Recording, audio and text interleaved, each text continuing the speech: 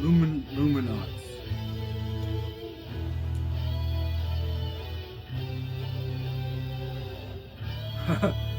Luminaughts.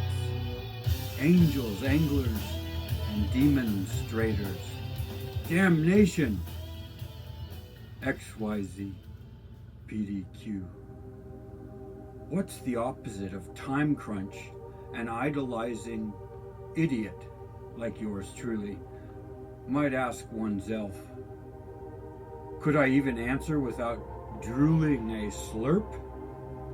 Get your slurpees, Sevy levies. Get it crunchy or slurpy, all melts in the thaw of time beyond kings that float even Stephen. So buckle up under cover of setting that circadian alarm to pop off before you have to hit any notification bell for a snooze you lose button. Adjust your comprehenders and or sing along through these Rhapsody Blues. Excellent.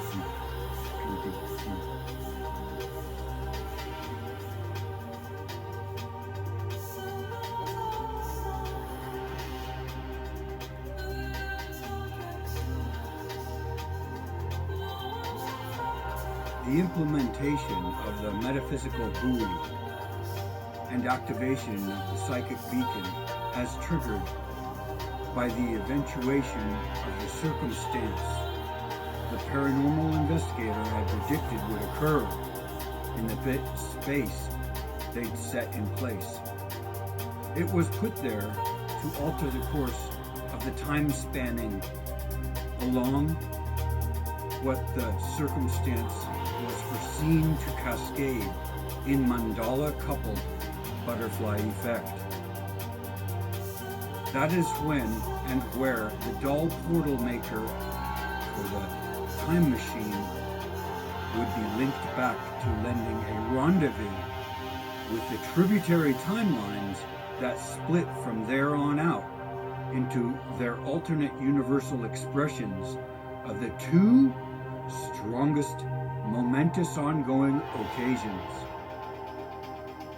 There were always two in their strengths of eventuality that dominate these dual time portals the investigator had been experimenting with creating.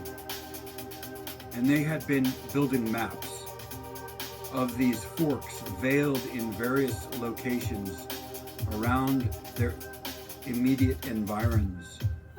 The spectrum of these navigations had been growing. Their goal was to have portals set up across the world to increase their capacity to solve the mysteries they had been hired to solve. They had discovered, once they had created two portals that made for two time streams that split into four. A method of teleportation from one portal split to another. Quite literally popping into existence at the other location designated from the emerging in the time stream of the world they had split from in the previous portal. Once they had three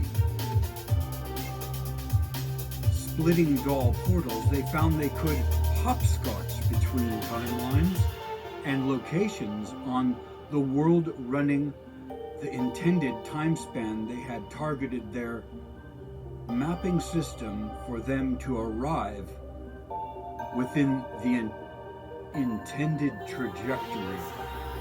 The more dull portals they opened to return to with their time-traveling device amplifiers, the more accurate of which time stream on which world they intended to meld into.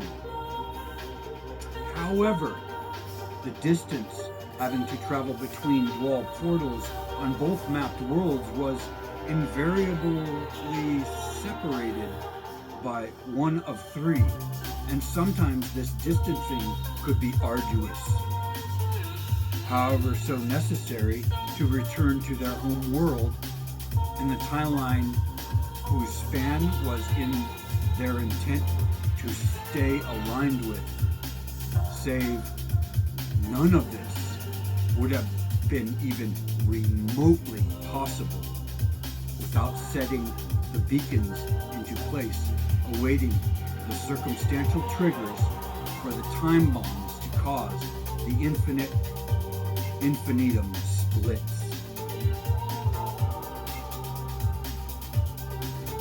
This paranormal investigator had not been acting alone throughout this untangle.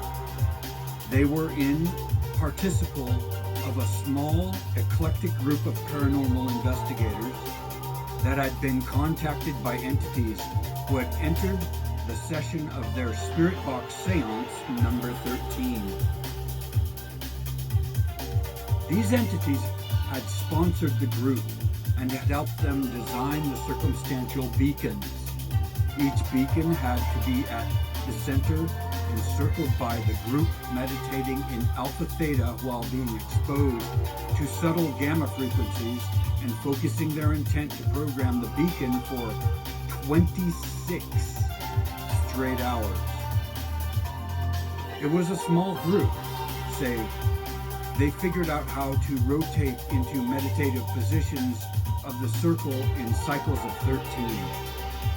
3 in, 1 out, and so on and so forth until the 26th hour had been reached. These entities also arranged the group's funding.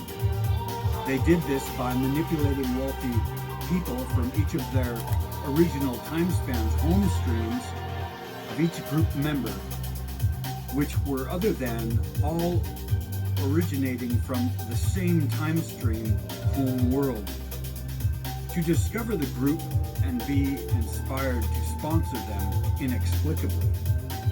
And unbeknownst to them, due to the REM influences orchestrated by the entities, initially, when asked, the entities refused to divulge the name or source reality continuum from which they were emanating. To the group, the entities remain a complete mystery to this day on World 2. However, on World 1, this member of the group had begun amassing clues that were beginning to show indications that they were from the world of the timeline coursing through World 2. And most startlingly, these clues had also just recently implied they had an agenda that could be considered dangerous to the time streams forking to and from World 1, which is when and where this paranormal investigator were starting to believe they happened to be originally from.